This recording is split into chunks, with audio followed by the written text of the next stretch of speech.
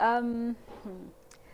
I don't think this is a silver bullet that you're looking for. Okay, what I can say is this, and anybody who has been in business for more than now 6 years can tell that there is a big difference in how we do business. So this is just one step in a long line of steps that have taken place. And we can anticipate more, because even as we look at the act, you still think, well, there's something more that needs to be done. There are more steps that can be removed. There are more regulatory requirements that can be made easier for people to come. When I first registered my law firm, I did it in 2012. It meant going physically to Sheria house, which is in Nairobi city, and I was based here in Mombasa.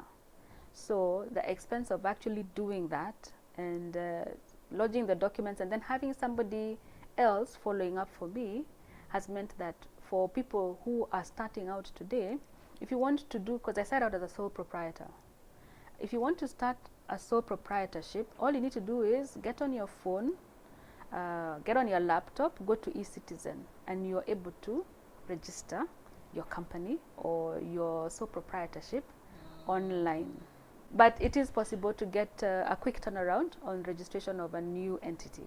Of course, we don't want to compare ourselves to a long time ago when things were very difficult and manual and analog.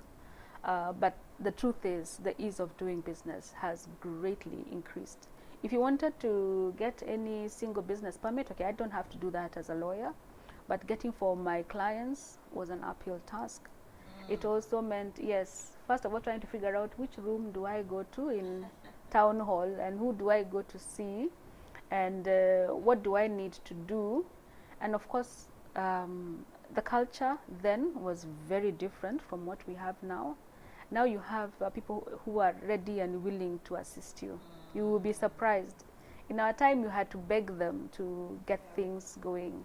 So in as much as we still feel that, you know, things are hard nut to crack, a lot of things have changed in the last, especially the last 5-6 years. When we started practicing, having a computer was a really big deal. It was actually a very expensive deal. But now you can get a laptop for, okay, it is pricey, but it is a relatively affordable amount. With about 20,000, and it's something you can save as a small business owner. But for us, first of all, you had to get a huge monstrosity, that's the word. You had to put it on your desktop and you couldn't move around with it. Then the internet, if you had an email, we used to do something called dial-up. Doing business was expensive, especially, and this is something you can't really quantify, time. So the time that we actually spend or would have had to spend before, we have been able to cut it down significantly. And then what that means is that for me, like I said, me, myself, and I, I can sit at home and I can open a business, I can run it, I can work on my business 24 hours a day if I am inclined. So I think the challenge for almost all of us is, it is time also for us to say, you know, let us put our best foot forward. Let us put in that effort.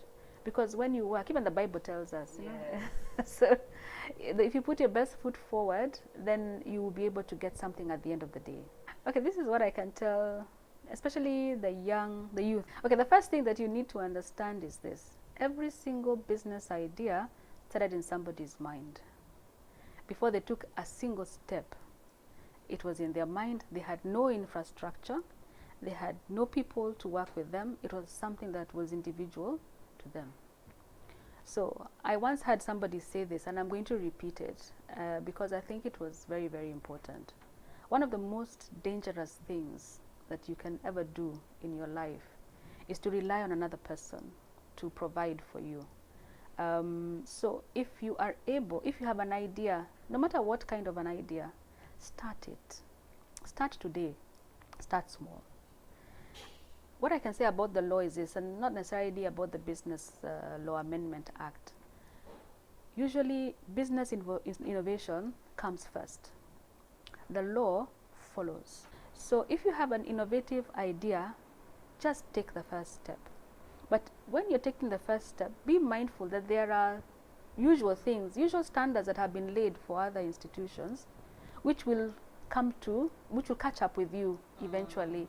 So even as you're pursuing your dream, pursuing your goal, make sure that you have all bases covered, so that you don't get into the situation where one day down the line, it might be a year down the line, it might be 5 years down the line, you don't have to sell your business because you have to pay penalties for Kenya Revenue Authority, taxes that are outstanding, or NHIF or NSSF. And many of these things are there to assist you and to assist your employees. Because if you look at NHIF, and that's another big area that has had a lot of wonderful changes. When you have NHIF, then what does it do? When it comes to knowing the law is a law. I mean, it's very wide. And even many lawyers, we are trained to look for the law to suit what the situation or the issue arising is. Get to know a lawyer, a friend, somebody you can always go and ask a question. Yes, it may cost you a small consultation fee, but I guarantee you the consultation fee is minimal or minuscule compared to the legal fees you pay when you now have to go to court to resolve a problem. So the way to get familiar with the law is, okay, you can read on your own, but it is also good to get somebody who is knowledgeable in the ways of the law and who can guide you to take the various steps. So start small, yes.